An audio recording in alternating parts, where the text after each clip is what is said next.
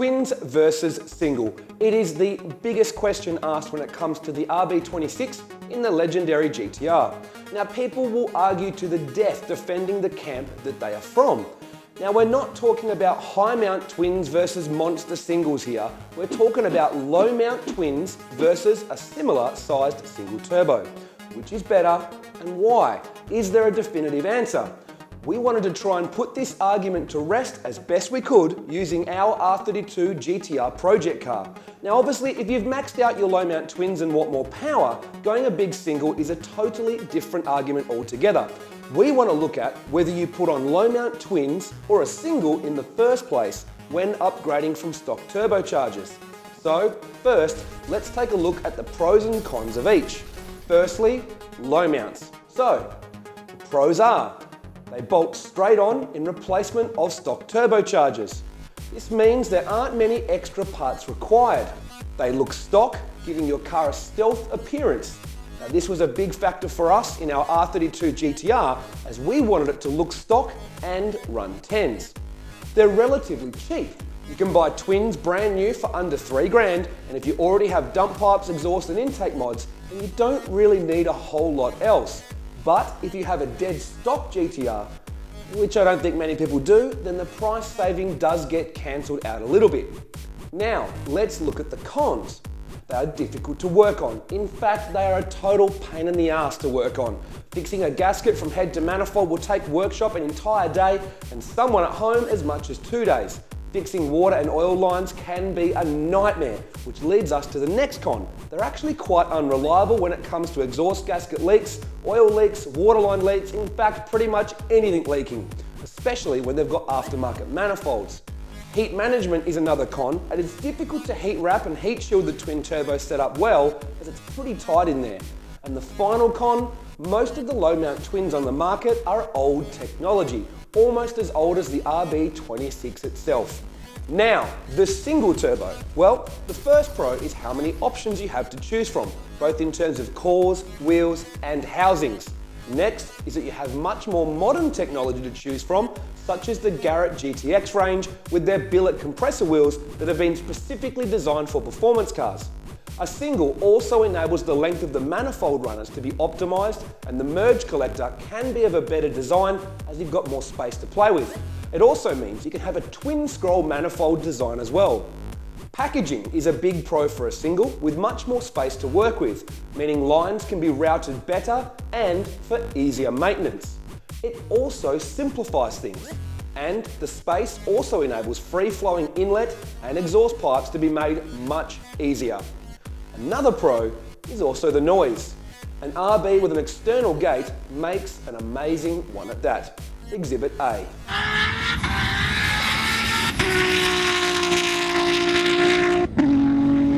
Now this also leads us to the first con. Screamers are illegal and attract attention.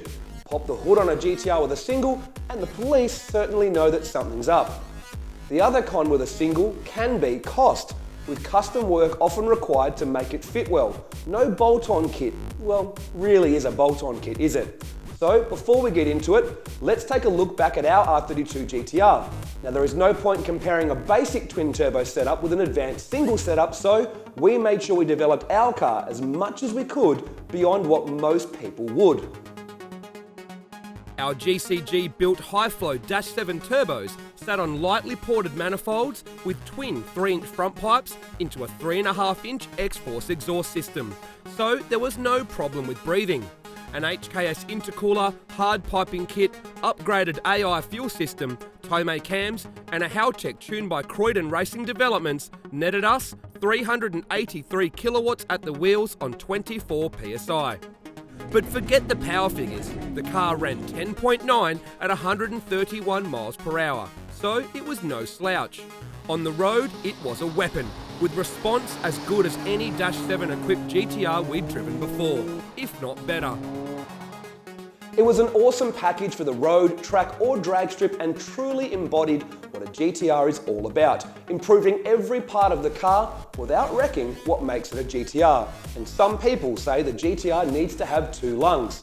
Now the only problem we had with the car is that the stock head studs were stretching simply due to the power we were making.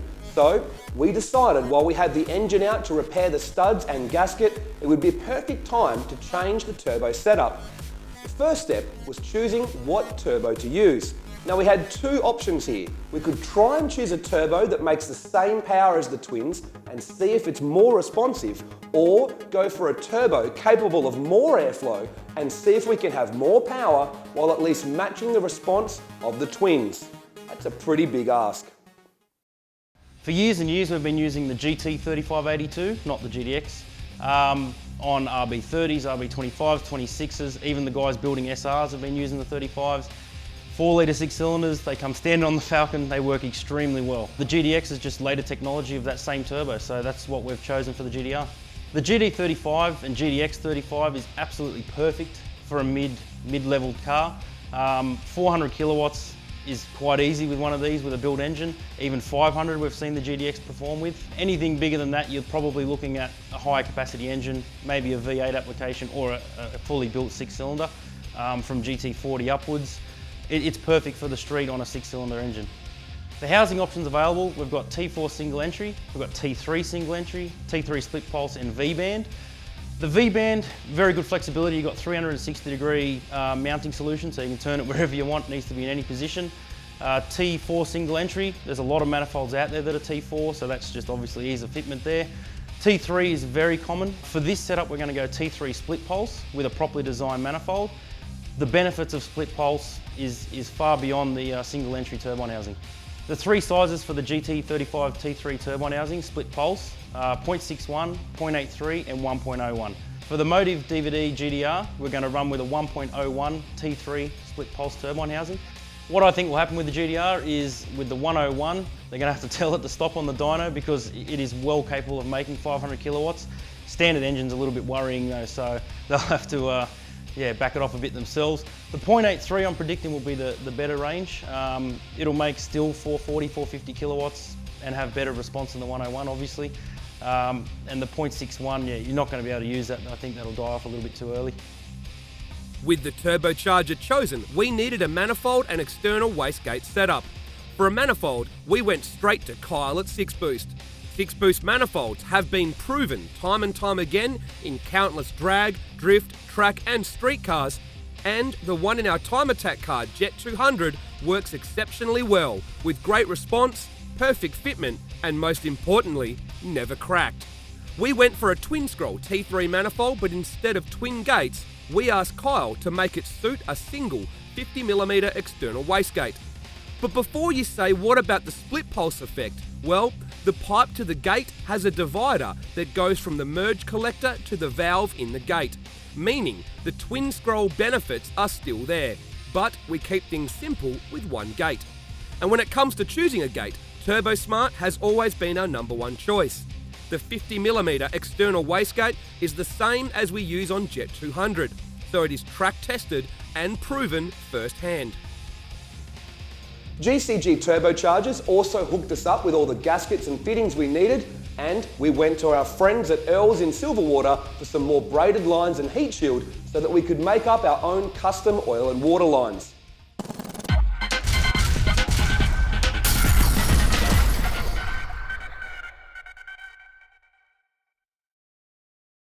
Step 1 was to remove the engine and twin turbos.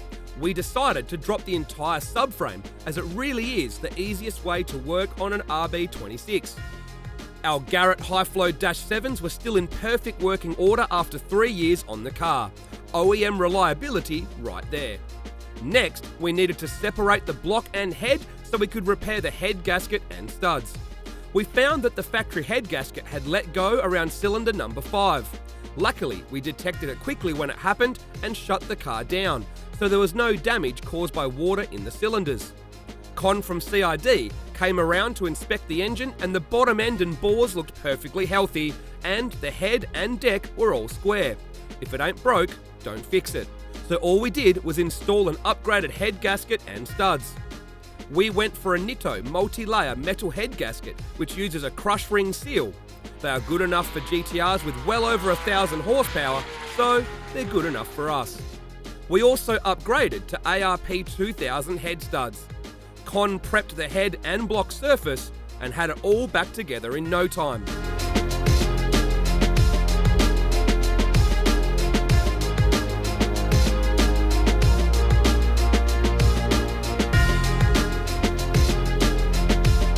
Now the fun part, installing the new turbo setup. The turbo gate and 6-boost manifold all bolt together easily enough, but it's everything else around it that takes a little bit of time. The 6-boost manifold sits quite forward, so the 3.5-inch dump pipe and screamer pipe were pretty easy and straightforward to make. We also added heat wrap and a GCG turbo blanket for better heat management in the engine bay. We then custom made our own braided oil and water lines using Earl's heat wrap to ensure reliability and longevity. We had to relocate the power steering reservoir and lines, nothing too complicated, as well as remount the boost controller. Chris fabbed up a new intercooler pipe and intake pipe, and the job was done.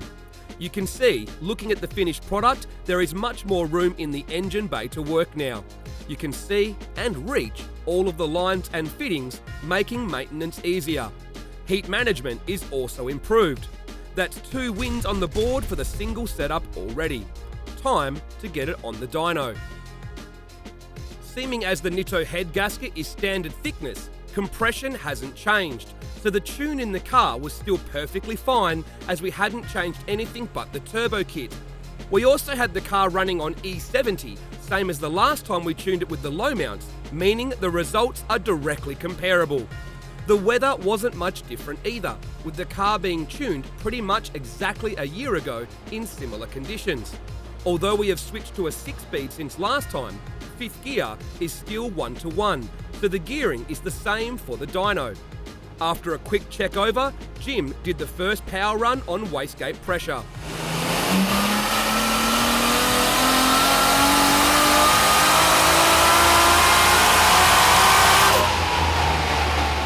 We were pretty surprised that on less than a bar of boost, the car made 330 kilowatts at the wheels.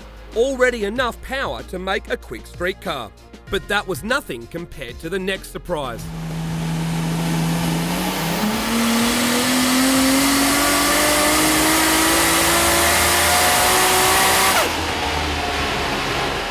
.27 PSI saw power skyrocket well beyond what we were expecting. We could have gone for more, but were limited by a 3-bar map sensor. For now anyway, and decided that was enough power for a stock engine. For now anyway. Next, we set the boost to 24 PSI, the same as what we ran on the low mounts.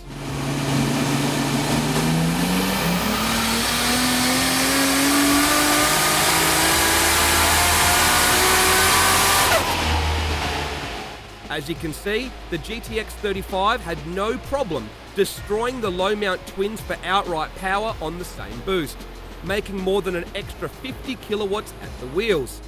But that's really to be expected, and making more power is easy with a bigger turbo. What about the low down and mid-range power? Well, that's the scary part. It makes more power everywhere.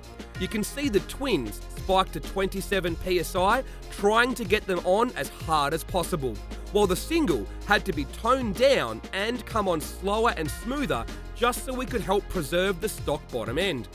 The spike in boost on the twins is the only time it matches the single for mid-range power.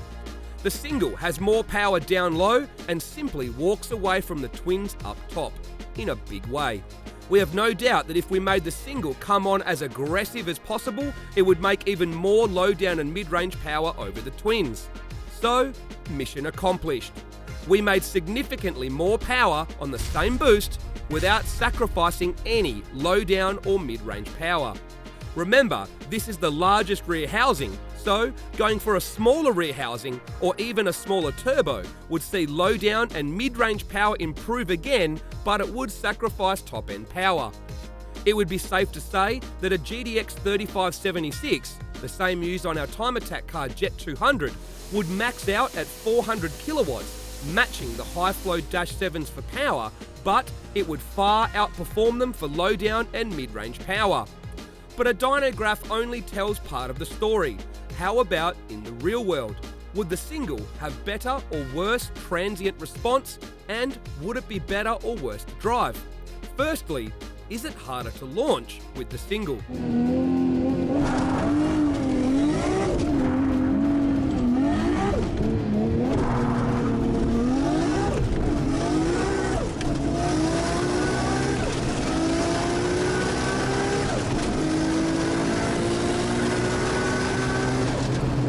Honestly, the car is no harder to launch than with the twins. In fact, the single is easier to balance the clutch as it spools up for clockwork launches every time.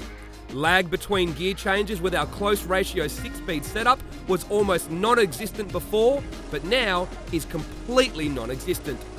Next, we head to our favourite bit of road to see what the response is like in the twisties. So we are back on our favourite stretch of road where we test all the cars in Motive Garage to find out if what the car was doing on the dyno translates into a better car to drive in the real world. Let's just get straight to the point. Does it drive better with the single than the low mounts on the road? And the answer is yes, 100%. The numbers on the dyno do translate into the real world and it is a better car to drive. Okay, so I'll give you a bit of an example. Let's take off normally.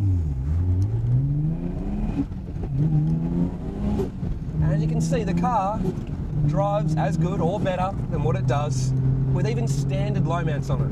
We're now in 5th gear at 70 k's an hour, less than 3,000 RPM, and we can drive it pretty normally. In fact, if we just drop back to 4th a little bit and have 3.5 grand, we're moving straight away and the gates almost open straight away from 4,000 RPM when it's on the low boost setting. So now let's get the revs up a little bit. Let's try something else. So now I'm at 4.5 grand, light throttle, it's in full vacuum, stand on it, and that's how quickly the thing had full boost. It is, yeah, it's good, it's very good. So not only does it have more mid-range, low down and top end power when you've got your foot flat to the floor, the transient response is actually improved. Why has the transient response improved? Well, probably a few factors. It's a twin scroll manifold, a twin scroll turbo, and it's modern technology. It's a GTX turbo with the billet compressor wheel designed for performance cars. But what's it like when you want to get fast? Oh, wow. I'm going to say this, it is a lot better throttle control than the twins. It is straight onto boost after I've had part throttle. It is amazingly quick.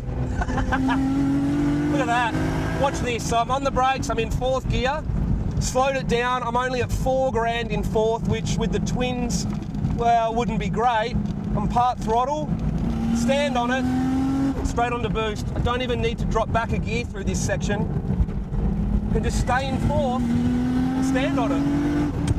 How good is that? I've got a close ratio gearbox and I don't even need it. Just stay in 4th gear.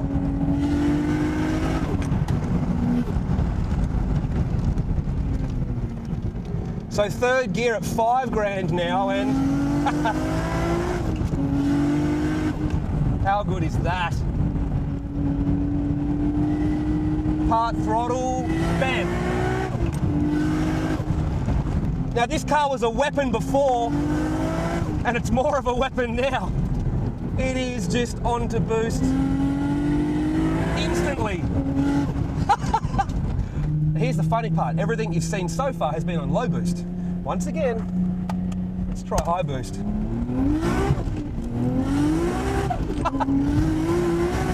Jesus.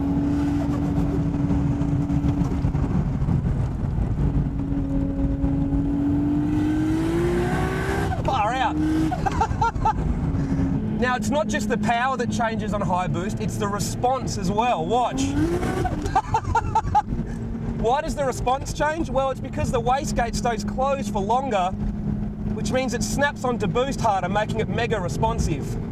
So back into 2nd gear on high boost at 4 grand. And you can see it is just a weapon on high boost. So in summary, there's really only one thing to say. Is the single better to drive than the twins? Yes. Yes, it is. In every way, in every scenario, at any time and anywhere. Argument over, really.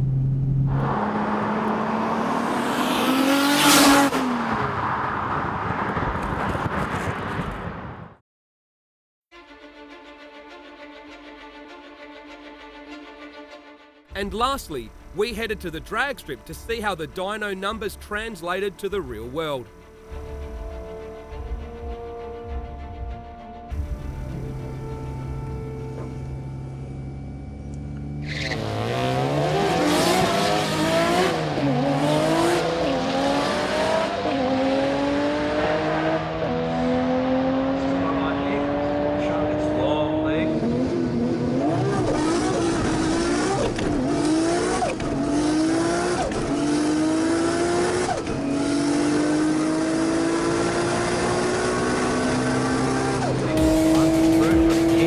One, 222.46 and a 15.8.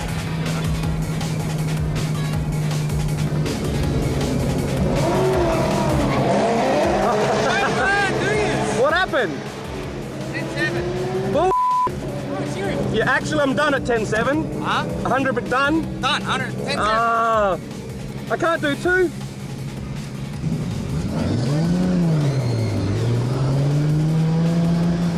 I'm booted. I'm out of here. Gonskis. 60 wasn't amazing, but it was good enough. 1.721. It felt good enough, that's why I kept into it.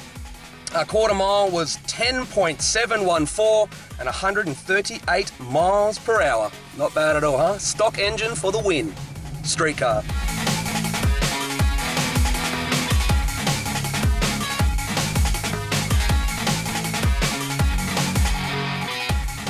Well, there you have it. Our goal was to make more power while at least matching the mid-range and response of the Twins. We not only matched the Twins for response, we beat them while using the largest rear housing, all while making a bucket load more power and more torque. We had more than 50 kilowatts on the same boost and over 80 kilowatts with only an extra 3 psi. Now the numbers also translated into real-world performance too, with the car quicker in every scenario. A straight line from a dig, a roll-on, or through the twisties. The car is on boost easier, sooner and faster, making it a better car to drive in any circumstance, whether it be city traffic, country highway cruising, in the hills, and most importantly, around a circuit. To be honest, the best the car has ever driven. So, you've seen the facts, we've made up our mind, have you?